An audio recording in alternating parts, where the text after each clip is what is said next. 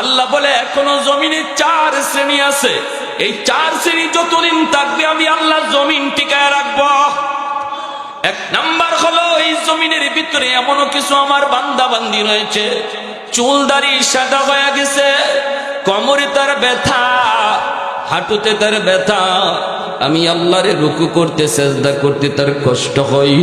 এরপর আমার বান্দা কষ্ট করে করি টুকটুক টুকটুক করে মসজিদে হাজির হয়ে যায়, ওযুর পানি লাগাইতে তার কষ্ট হয়, গায়ে তার আগের মতো শক্তি নাই, আগের মতো কোমরে জোর নাই, এরপরও কষ্ট হলো আমাকে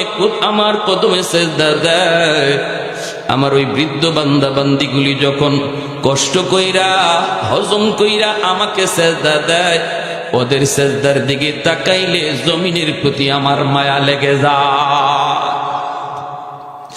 2 নম্বরে আল্লাহ বলেন ওয়াশাবাবু খুশা, এখনো জমিনের ভিতরে এমন কিছু যুবক রয়েছে, যেই যুবক যৌবনের পাগলামি করে না, যৌবনে সে গুনার দিকে যায় না, যৌবনে বাপ মার সাথে বেয়াদবি করে না, যৌবনে সে না বন্ধুদের সাথে জিনা ব্যভিচারে যায় না, চুরি ডাকাতি করে না, অথচ তার যৌবনের চাহিদা ছিল গুনাহ করা, যৌবনের চাহিদা ছিল গানের আয়োজন করা, যৌবনের চাহিদা হলো ডাব চুরি করা,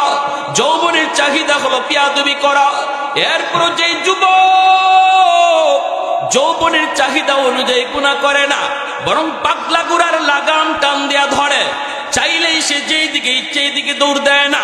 একটু চিন্তা করে দৌড় দেয়। যৌবনে তার মাথায় টুপি দেখা যায়,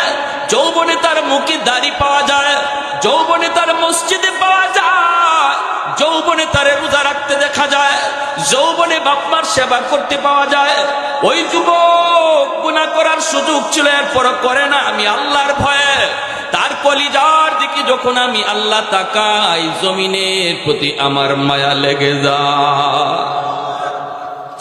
3 নম্বরে আল্লাহ বলেন ওয়াল আনআমুরুত্তা, এখনো জমিনের মধ্যে কিছু জীব জানোয়ার রয়েছে, এই জীব জানোয়ারের উপরে কোনো শরীয়তের বিধিবিধান নাই, এদের উপরে হালাল হারাম নাই, গরু ছাগলের উপরে নামাজ নাই, রোজা নাই। আল্লাহ পাক বলেন মানুষের গুনার কারণে যখন জমিনে আযাব আর গজব আসতে চায়, এই আযাব গজবের ভিতরে গরু ছাগল হাঁস মুরগি গরিব পড়ে যায়, অথচ এদের কোনো অন্যায় ছিল না, এদের কোনো অপরাধ ছিল না, ওদের দিকে তাকাইলেও জমিনের প্রতি আমার মায়া লেগে যায়।